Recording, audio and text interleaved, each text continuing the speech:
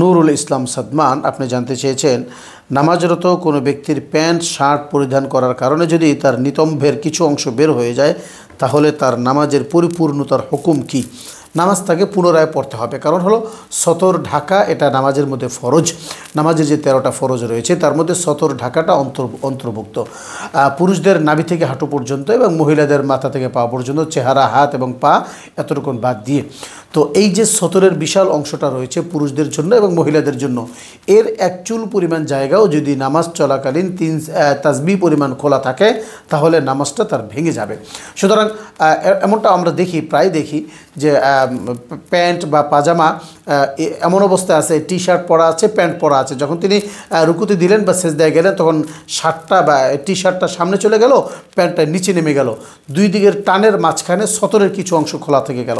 এই যে সতরের কিছু অংশ খুলে গিয়েছে, এর দ্বারা তার নামাজটা বাদ হয়ে গিয়েছে, নামাজটা ফাসেদ হয়ে গিয়েছে, নামাজটা ভেঙে গিয়েছে। এখন এই নামাজকে পরিপূর্ণ করার কোনো সুযোগ নেই, নতুন করে তাকে আবার নামাজ পড়তে হবে।